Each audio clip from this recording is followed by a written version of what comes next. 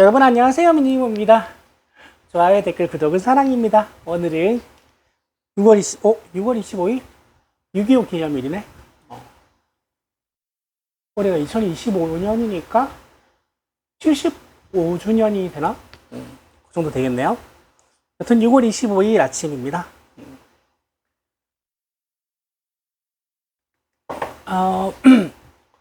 오늘은 이제 월요일, 화요일 이틀 동안 있었던 뉴스를 모아서 전달해 드리려고 했는데 이게 조금 산만한 것 같아가지고 짧게 두 가지만 전하고 장관 인선에 대해서 제가 좀 이야기를 해보려고 그래요. 첫 번째는 이제 나중에는 약속 대련처럼 짜고 치는 거였다라고 알려졌지만 B2 폭격기 7대가 이란을 때렸죠. 벙커버스터를 14개를 투하했다고 하고, 여튼 이스라엘과 이란은 휴전한다고 하는데, 저는 처음에 미국에서 B2가 이륙했다는 기사가 났었어요. 처음에는. B2가 왜 이륙을 했지? 이라크 기지로 가려고 그러나? 왜냐하면 B2로는 무력 시위를 하는 게 말이 안 돼요. 제가 항공무기체계에 고등학교 때부터 관심이 좀 많았어가지고 그 부분을 제가 조금 아는데, B2는 일단 작전 상공이 어마어마하게 높아가지고 그 큰 기체가 육안으로 식별이 안 될 상공에서 날아다니는 폭격기예요. 그리고 눈에 안 보일 뿐만 아니라 스텔스 기능이 있어서 레이더로도 안 잡혀요. 레이더에도 안 잡히고 눈에도 안 보이는 걸로 무력 시위를 한다고? 이라크에 전진 배치하려나? 근데 저 조단위가 넘어가는 저 폭격기 전략 자산을 굳이 미국 본토에서 다른 데로 보낸다고? 이렇게 생각을 했어요. 근데 그 다음날 이제 기사가 난 거예요. B2가 한 대가 뜬 게 아니고 7대가 뜬 거고, 그 한 대당 벙커버스터를 2알씩 투하를 한 거예요. 이게 짜고 치는 고스톱 치고는 돈을 너무 많이 쓴 거예요. 돈을 너무 많이 썼고, 미국은 이란의 핵시설을 모두 파괴했다고 주장을 하지만 IAEA에서는 방사능이 검출되지 않았다고 합니다. 저는 이 상황이 왜 짜고 치는 고스톱인 걸로 거의 결론이 났는지도 잘 모르겠지만요. 왜 이렇게 무리한 일까지 벌였는지도 전 이해가 안 가요. 만약에 무력 시위를 하고 난 다음에 무력 시위가 겁이 나가지고 지금 상황을 만들기에도 충분하거든요. 저는 만약에 짜고 치는 고스톱으로 이 상황을 설계한 사람이 있으면 그 사람 잘라야 된다고 봅니다. 제가 만약에 미군 관계자여가지고 이 상황을 만들려면 B2 말고 B1B 랜서 한 대 띄우고 그거 호위하게 5세대 전투기 6대, 8대 정도 붙여가지고 이란 한 바퀴 돌고 오면 됩니다. 그거 어떻게 못해요. 그렇게만 떠도 이란 모든 공군력이 다 떠도 그거 못 이깁니다. 그래서 아무것도 안 하고 그냥 한 바퀴 쑥 돌고 오면 돼요. 봤지? 너네 잘못하면 졌대. 이렇게만 보여주면 되는데 일을 이렇게까지 크게 버린다고? 돈을 이렇게까지 많이 쓴다고?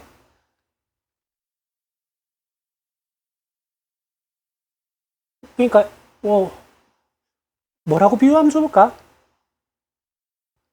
이게 초등학생이 100명이 모여가지고 뭔가 패싸움을 하려고 하고 있다고 준비하고 있다고 가정을 하자고요.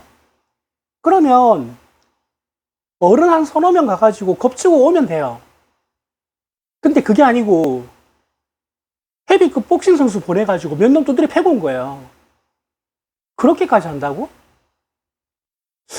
저는 이게 김종대 의원 같은 분들이 좀 해석을 해줬으면 좋겠는데, 일을 이렇게까지 크게 벌인 거는 짜고 치고 휴전하게 만드는 거 말고 또 다른 뭔가가 저는 있을 것 같은데 그게 뭔지 잘 모르겠습니다. 제가 취재력이 있는 유튜버도 아니고, 그리고 무기체계에 관심을 안 가진 지도 꽤나 오래됐기 때문에 잘 모르겠습니다. 또 하나는 주진우 의원의 인사청문회 소식입니다. 국무총리 지명자의 인사청문회 자리가 갑자기 주진우 의원의 인사청문회로 변신했는데요. 박선원, 그러니까 주진우 의원이 자꾸 재산 가지고 말도 안 되는 공격을 하니까 박선원 의원이 이제 부동시로 군대를 안 간 사람도 있고 급성 간염으로 군대를 안 간 사람도 있는데 김민석 총리 지명자는 학생 운동하다가 3년을 복역하고 군대 가려고 했는데 군대에서 오지 마라 그랬어요. 사상 물들게 할 수 있다고. 그래서 군대를 못 간 겁니다. 근데 이거 몇 군데서 의문을 제기하던데 급성 간염은 제가 알기로도 면제 사유가 아닙니다. 몇 번 말씀드렸지만 제가 의무병으로 복무를 했거든요. 급성 간염이면 6급이 나오는, 5급이 나오는 게 아니고 6급이 나옵니다. 재검이 나와요, 재검. 그리고 만약에 간염 진단서를 군의관이 봤을 때, 야, 얘는 심각해서 군생활 절대 못하겠다, 치료도 안 되겠다라는 판단이 들 정도의 간염이면요, 그 정상생활 불가능합니다. 그 정도면. 근데 유명한 주당이라고 그러죠. 그럼 치료가 됐다는 거잖아요. 그럼 치료가 가능한 간염이면 그 면제 자체가 안 됩니다. 그거 소명해야 돼요. 그리고 저는 또 한 가지 이해가 안 갔던 게 상급 현역 대상이었는데 휴학을 하지 않고 대학을 다닌다는 이유로 입영을 연기하고 재검사를 받았다는 것도 저는 이해가 안 돼요. 상급을 받았는데 재검사를 왜 받아? 이거 뭐 남자분들은 많이 아시겠지만 1, 2, 3급은 똑같습니다. 그냥 현역병 입대입니다. 4급은 공익이고요. 5급은 면제고요. 6급은 신체 검사를 받는 당시에 검사를 받을 만한 상황이 아니어서 다음에 다시 받으라는 재검사입니다. 3급 나왔는데 재검사를 받았다라는 이야기를 저는 들어본 적이 없어요. 이게 좀 이상한 게 많던데. 여튼 제가 말씀드렸지만 주진우 청문회 진짜 못해요. 인사청문회도 못하네요. 자, 이렇게 두 가지 짧게 준비했고요. 장관 인사에 대해서 조금 이야기를 해볼게요. 장관급 인사 12분이 이제 이루어졌는데 제가 이제 아는 분들에 대해서 이제 혹은 이제 기사가 많이 났던 분들에 대해서 제가 말씀을 드려볼게요. 일단 과기부 장관 후보자가 기업인입니다. LG의 AI 연구원장이랍니다. 그리고 이제 외교부 장관은 뭐 전 외교부 차관이라고 그러고요. 여기까지는 뭐 그렇구나 했는데 제가 예전에 이 말씀을 몇 번 드린 적이 있어요. 내각 구성이 참 궁금해지는 자리도 있고 참 궁금한 인물도 있다는 말씀을 드렸거든요. 근데 뻔하게 떠오르는 사람이 몇 있었는데 나는 떠오르긴 했지만 그 사람은 아닐 거야 라고 생각을 했던 게 내가 생각한 대로 내각을 구성해버리면 원내 인사가 너무 많이 빠져나가요. 그것도 비례대표면 비례대표 승계하고 나오면 되는데 지역구 의원은 그게 안 되잖아요. 보궐선거가 일어나야 되잖아요. 그래서 현직 지역구 국회의원을 쓸까라고 생각을 했어요. 이게 제일 먼저 떠오른 게 뭐냐면 통일부 장관이요. 통일부 장관 하면 제일 먼저 떠오르는 게 정동영 의원입니다. 노무현 정부 시절에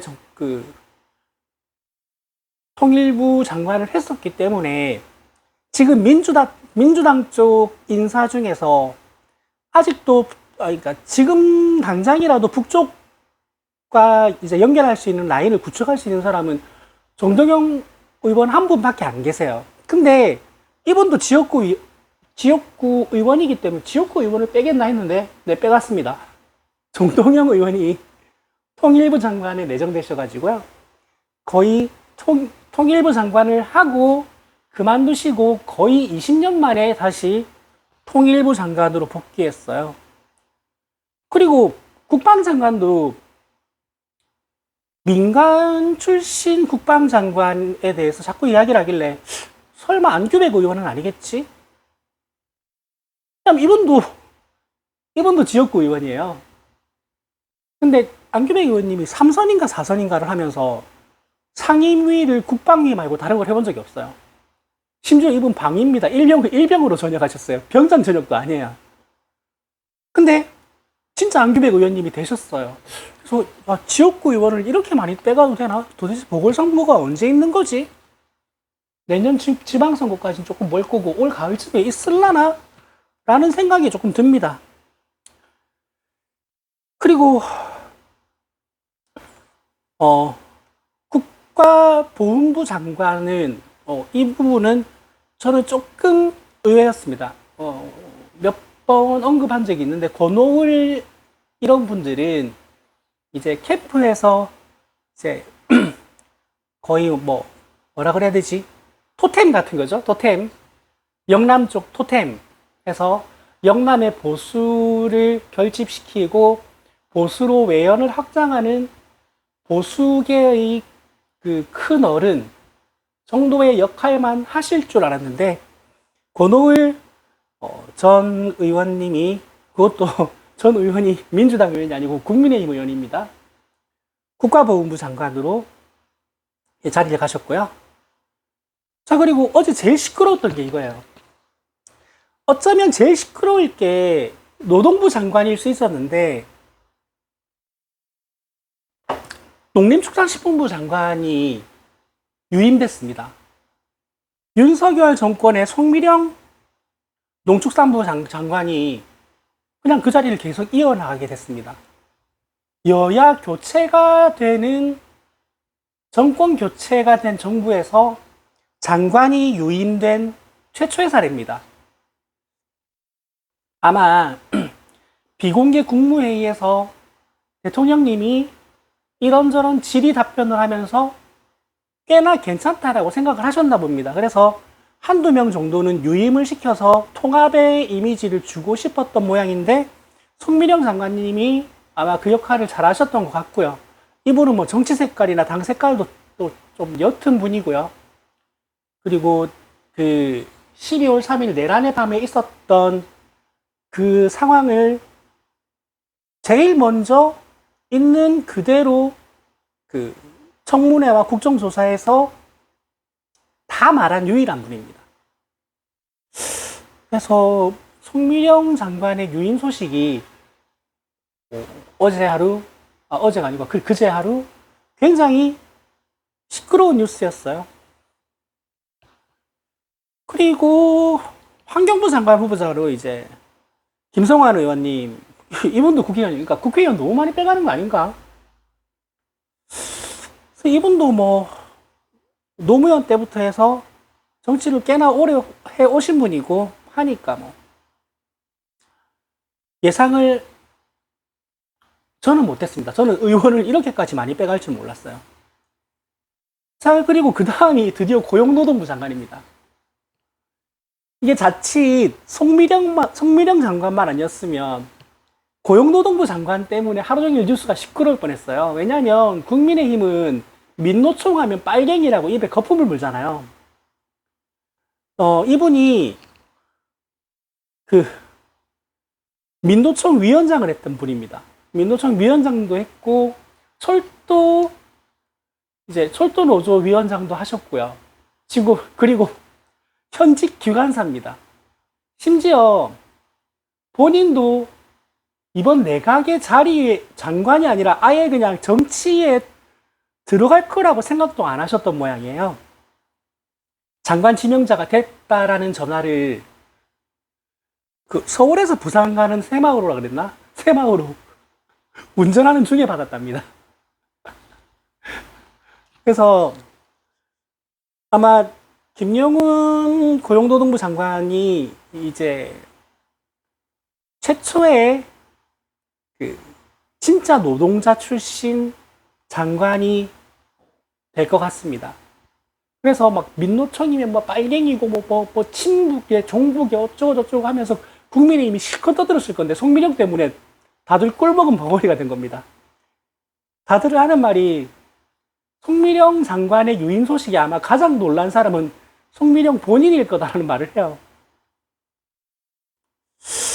그리고 이것도 저는 사실 여가부 장관을 생각했을 때 떠올랐던 사람이 강선우 의원이긴 했어요. 근데 강선우 의원이긴 했는데 두 가지 의미로 제가 이제 강선우 의원은 이쪽에 민주당 인사 중에서 가장 밝은 분이시긴 해요. 왜냐하면 그 전공이 이쪽이니까. 근데 두 가지 이유 때문에 내가 걸렸던 게, 하나는 또 현직 의원인 거예요. 현직 지역구 의원이기 때문에 그것도 초선 의원입니다. 그렇기 때문에 조금 힘들지 않을까. 그리고 두 번째는 나이가 너무 어려요. 강선우 의원님 저랑 동갑입니다. 78년생, 우리 나이로 48. 그런데 여성가족부 장관으로 후보자의 이름을 올렸습니다. 그러고 나니까 이게 말이 되는 것 같은 게, 제가 법무부 장관으로 임은정 검사님을 예상한다 그랬잖아요. 근데 그 말을 하면서도 조금 걸렸던 게 임은정 검사님 나이거든요. 임은정 검사님이 74년생, 우리 나이로 52입니다. 52의 법무부 장관을 직을 수행하기엔 나이가 너무 어리지 않나라고 생각했는데, 강선우 의원님이 여가부 장관으로 가시는 걸 보고, 임은정 검사님이 법무부 장관도 충분히 가능하겠다. 지켜보자고요. 법무부 장관에 누가 지명이 되는지. 그리고 요거 제가 이제 적중시켰던 거, 제가 대통령님 대선 기간 때 부산 서면에 집중 유세 오셨을 때 그 유세를 보고 나서 그러면 정부의 첫 해수부 장관이 전재수 의원이 되려나? 라고 제가 말했거든요. 그 뒤로 제가 몇 번 더 말했어요. 아마 해수부 장관은 전재수 의원님 되실 거라고. 빙고!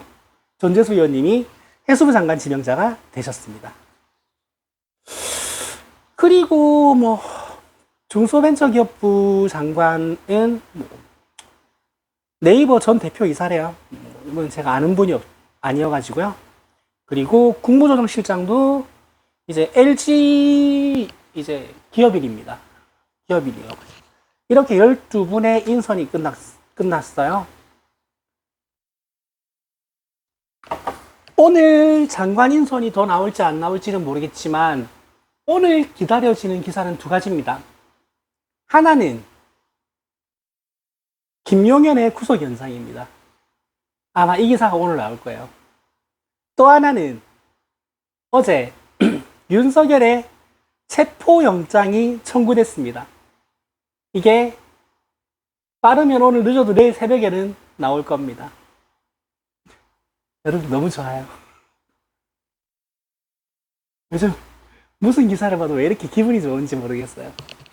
그리고 이거를 이제 지금 국정조정위원회 내부 사정을 알고 있는 분이 유튜브 방송에서 나와서 한 전언인데, 보건복지부 장관은 저만 그런 게 아니고 다들 이제 그 정은경 질병관리청장님을 예상을 하셨대요. 근데 안 될 것 같답니다. 이게 정확한 내용에 대해서는 말을 안 하는데, 남편분의 주식 문제가 인사검증에서 걸려버렸대요. 그래서 힘들지 않겠나라는 생각을 한다 하더라고요. 그래서 저게 대선 선거대책위원회를 꾸리는데 가족이 인사검증을 하고 선거대책위원장을 뽑지는 않으니까 아마 다들 똑같은 생각을 했을 거예요.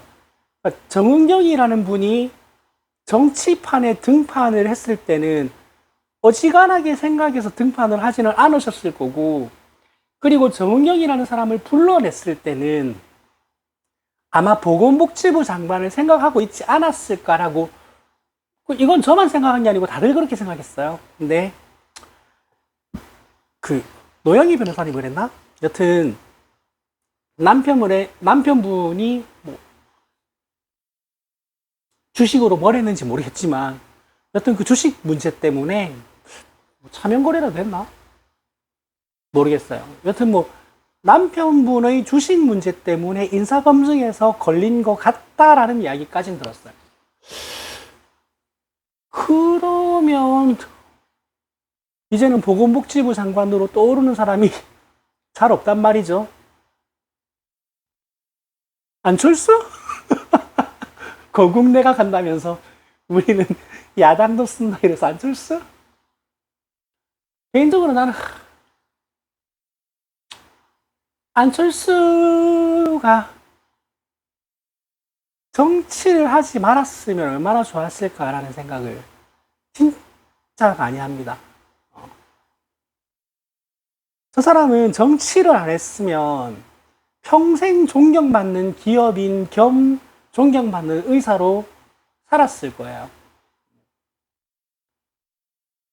왜냐하면 그거만 했을 때는 존경받을 만한 발언도 많이 했고 행동도 많이 했습니다.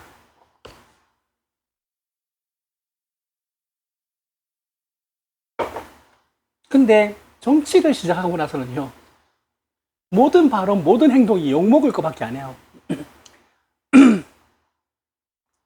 대선 맞구나. 그때 대선 출마 선언을 처음 했을 때 그 얼마 전에 책을 냈었거든요. 안철수의 생각.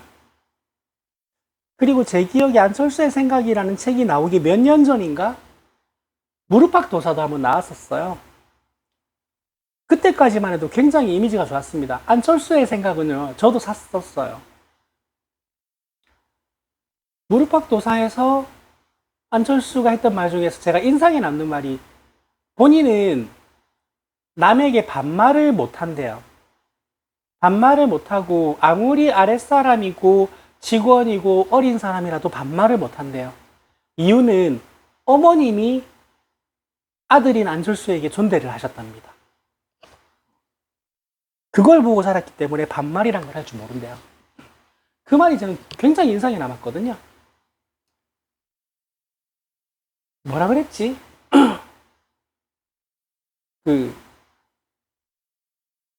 학교가 늦어서 택시를 타고 간다 그랬었나? 그래서 택시를 타는데 다녀오세요라고 어머님이 인사하니까 택시 기사님이 집안에서 일하시는 분인가 봐요 라고 물어봤대요.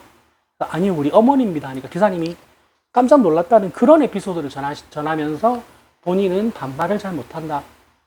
아, 저 사람은 주위 사람들을 존중하는 사람이구나. 안철수의 생각도 저는 좀 인상 깊게 읽었어요.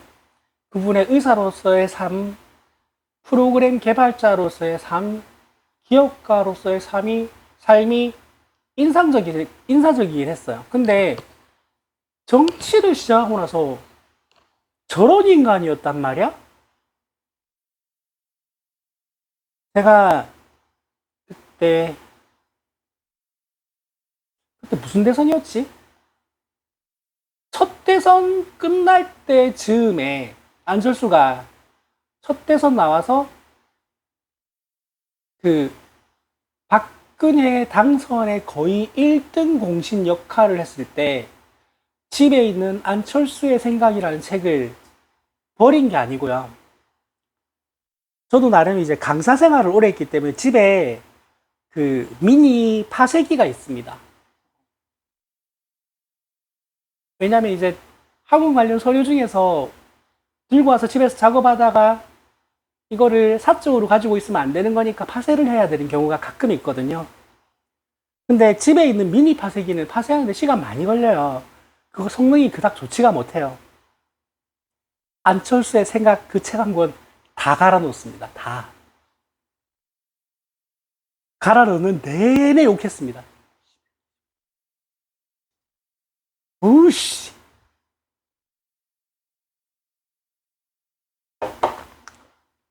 결국 지금 보세요. 국민의힘 가서 저지랄하고 있잖아요. 근데 문제는 국민의힘 안에서도 욕먹고 있어. 정치 좀 그만했으면 좋겠다. 코로나 때 잠깐 멋있는 모습 보였습니다. 그때 모든 국민들의 바람은 그래, 당신 그 의사로서의 모습 멋있다. 그리고 코로나 상황에서 내가 하고 있는 모든 일 그만두고 나도 의료 현장에 뛰어들어서 치료를 하겠다 하고 방호복을 입고 등이 흠뻑 젖어서 들어가는 모습 멋있었습니다. 모든 국민들의 바람은 그거였습니다. 제발 이 길로 정치 그만둬라. 하야, 헛웃음이 나옵니다, 진짜.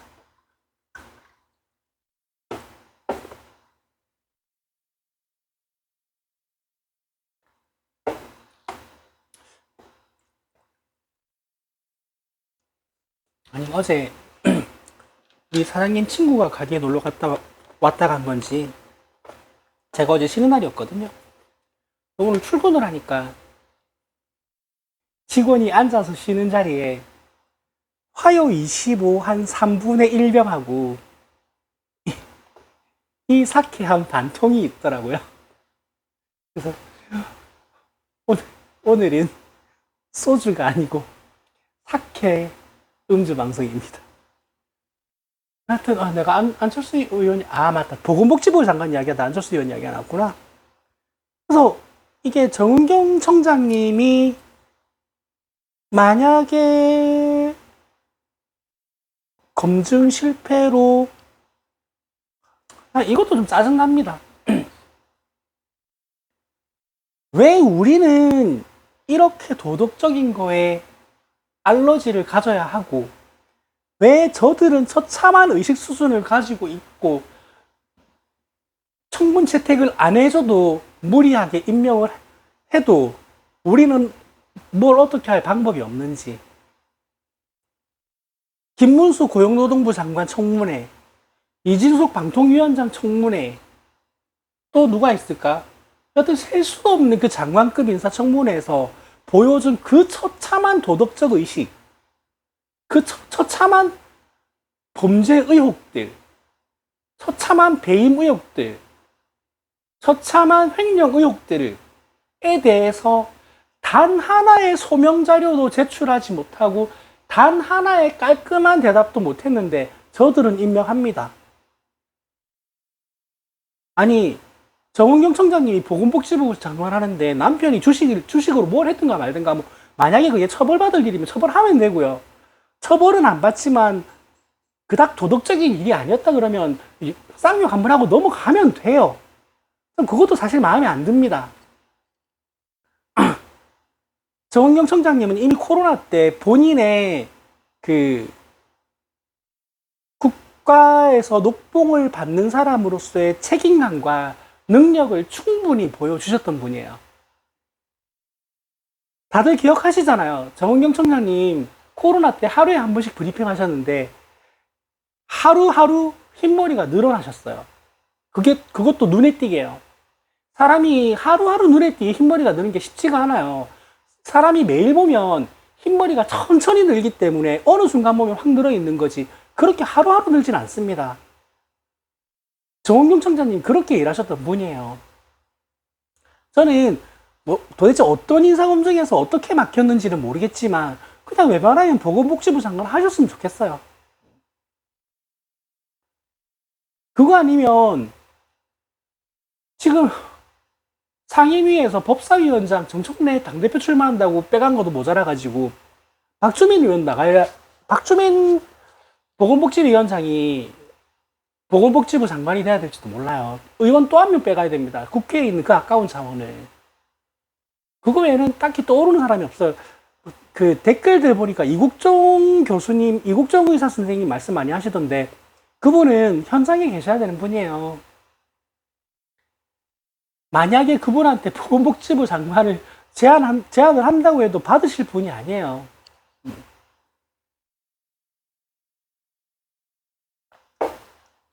이걸 아는 분이 별로 없던데,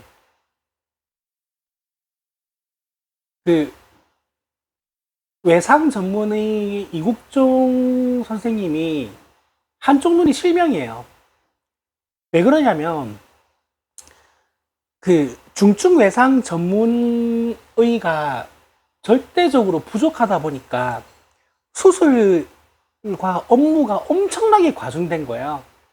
그 상태에서 한쪽 눈이 치료를 안 받으면 급히 치료를 받고 안정을 취하고 장기간 쉬지 않으면 눈을 시력을 잃을지 모른다라는 진단이 나왔음에도 불구하고 수술이 너무 많아가지고 쉬지를 못해서 결국 실명하셨습니다.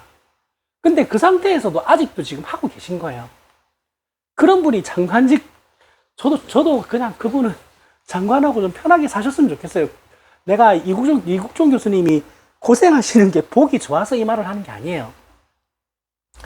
저도 이국종 교수 같은 분이 보건복지부 장관이 돼가지고 중증 외상센터를 비롯해서 기피 전공들을 활성화시키는데 큰 역할을 해주시면 한 사람의 필요한 의사보다 훨씬 더 큰 역할을 하실 거라고 생각을 해요.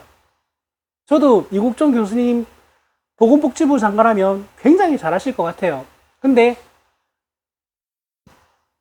제 생각에 한 80% 확률로 고사하시지 않을까 합니다. 근데 만약에 제안이 되고 수락을 하신다면 전 두 팔 벌려 환영입니다. 그런 분이 보건복지부 장관이 돼야지 뭐 소아과라든지 뭐 정형외과, 흉부외과, 일반외과 이런 과들을 어떻게든 활성시킬 방안을 찾아주실 것 같거든요.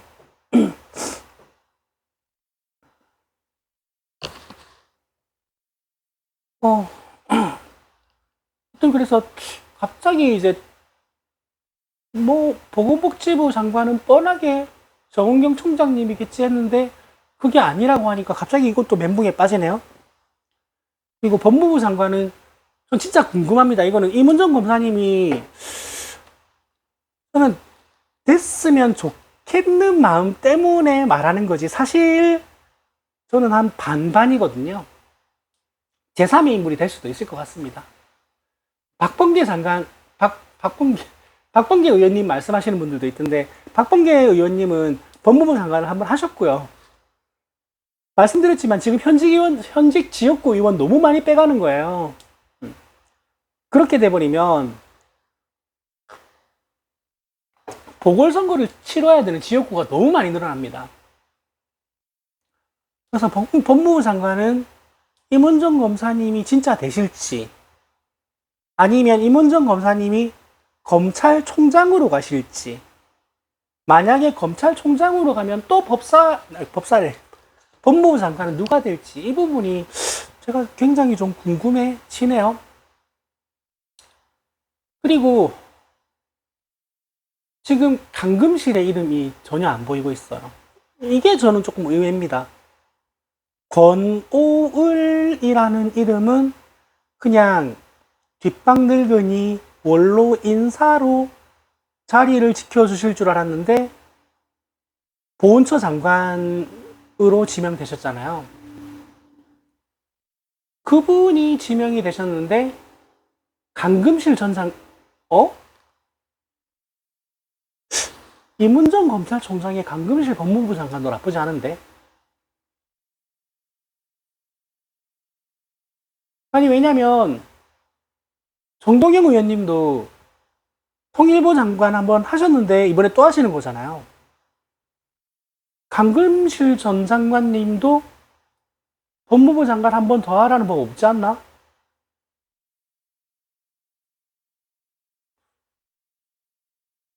요거 일리 있는데요. 이건 방금 떠오른 건데, 그러면 임은정 검찰총장, 강금실 법무부 장관이 콤비가 돼서 저 윤석열 묻은 검찰을 작사를 낸다? 이거 되게 신나는 상상인데? 강금실 전 법무부 장관도 보통은 아니시거든요. 그러니까 이게 다 이유가 있는 겁니다. 코로나 때 정은경 전 질병관리청장님도요, 정치계에서 러브콜이 엄청 많이 간 걸로 알고 있습니다. 근데 본인은 그냥 대학에서 교수로 학자로 살고 싶다. 난 그냥 연구하면서 이제 살고 싶다라고 말씀을 하셨고, 강금실 전 장관님도요, 굉장히 스타 법무부 장관이었습니다. 정치계에서 러브콜이 왜 안 많았겠어요? 근데 나는 이제 자연인으로 돌아왔다. 자연인으로 살 거다. 더 이상 정치를 하지 않을 거다라고 하셨던 분이에요. 그 두 분이 대선, 이제 대선판에서 이제 공동선거대책위원장으로 오시길래 전 그 두 분이 되게 반가웠어요. 한 역할 해주시겠구나.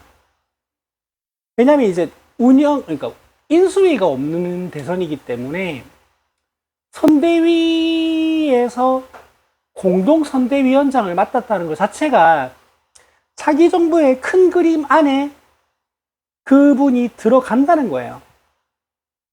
지금 이 이야기도 나오고 있던데, 김경수 행안부 장관 이야기도 지금 나오고 있더라고요. 이거는 뭐 잘 모르겠습니다. 이거는,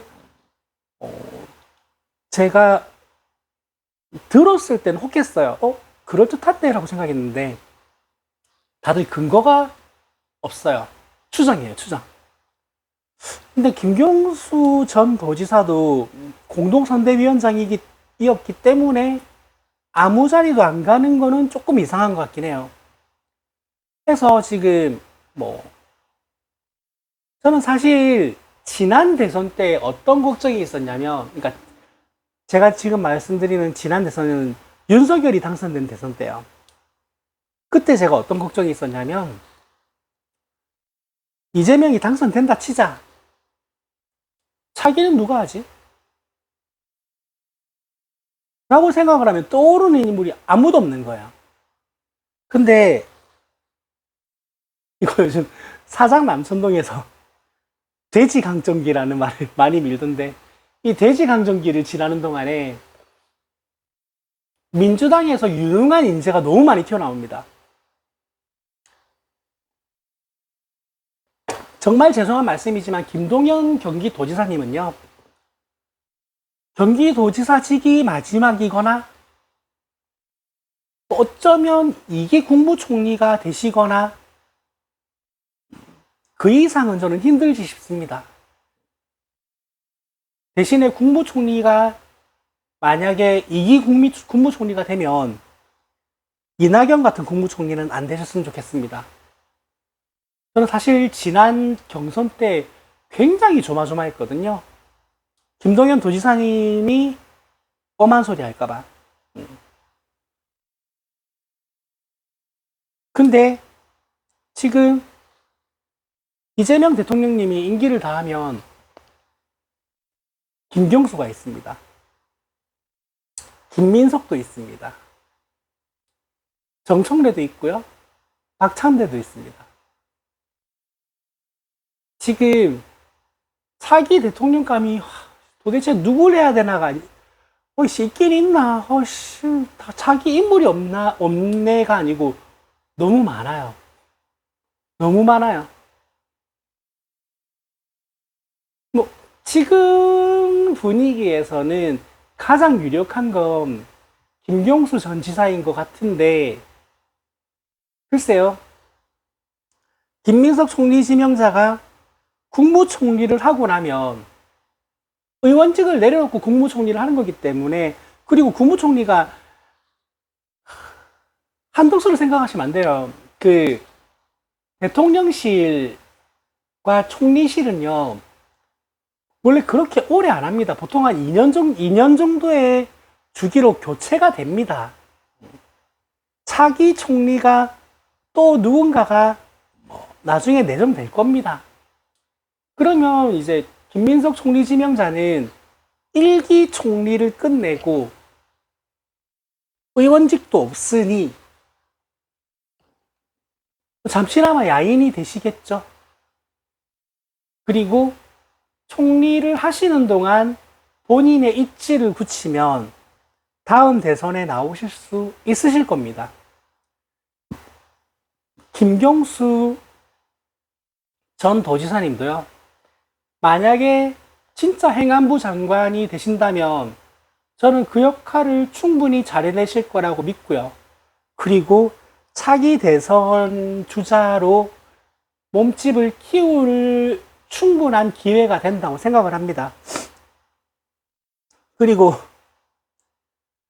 당대표에 이어서 대선에 출사표를 던진다고 하면 뭐 되게 죄송스러운 이야기인데 정청래 의원님은 좀 저는 그분은 정청래 의원님은 대통령이 되시기에는 좀 조금 너무 개그 코드가 좀 심하지 않으신가. 근데 박찬대 전 원내대표를 아는 분들이 다 같이 하는 말이 박찬대 의원도 똑같대요. 그게 국회에서 방송할 때 안 그럴 뿐이지 아재 개그 장난 아니랍니다. 한때 이재명 대통령님이 당대표 시절에 박찬대 원내대표한테 아재 개그 금지령까지 내린 적이 있답니다. 그 정도로 두 분 캐릭터가 비슷하다고 하시던데, 그래도 박찬대 의원님은 공석에서는 안 그러시지. 정청래 의원님은 법사위에서 위원장 자리에 앉아서 그러고 계시니까. 그래도 뭐. 그래서 이제 저는 그 윤석열이 당선된 대선에서는 윤석열이 당선될 거라고는 상상을 해본 적이 없어요. 그리고 이재명이 대통령에 당선이 된다라고 그냥 당연하게 생각을 했고, 그러면 차기는 도대체 누구지라고 생각했을 때 떠오르는 인물이 도무지 없었는데, 사장 남천동에서 밀고 있는 그 단어, 돼지강정기. 돼지강정기 동안 난세의 영웅이란다 그러죠. 난세 민주당의 영웅이 너무 많이 난 것 같아요. 사실 개인적인 바람은 한준호 의원님 주책이야. 그 인스타 보면, 더불어민주당 공식 인스타그램 계정 보면 투표 독려할 때 한준호 의원님이 슬며시 웃으면서 이래도 투표 안 할 거야? 하는데 어우 진짜 저 심장 멈추는 줄 알았어요. 이거는 그냥 개인 개취 취존. 여튼 장관 인선으로 시작을 해서 장관 인선에 대한 제 개인 의견 뒤로는 거의 뭐 정치 근황에 대한 잡담이었던 것 같아요. 근데 이제 제가 지금 제일 우려하는 거는 뭐냐면요, 저는 이제 8시 15분이니까 이제 방송을 이제 끝내고 업로드를 하면서 집에 가서 자야 되거든요. 밤새 일을 했으니까. 자고 일어났는데 김용현 구속 연장이 안 됐다든지, 윤석열 체포영장 청구가 기각이 됐다는 기사가 나오면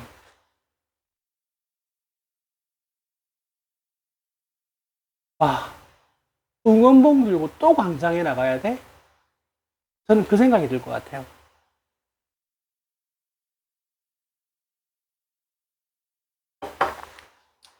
설마.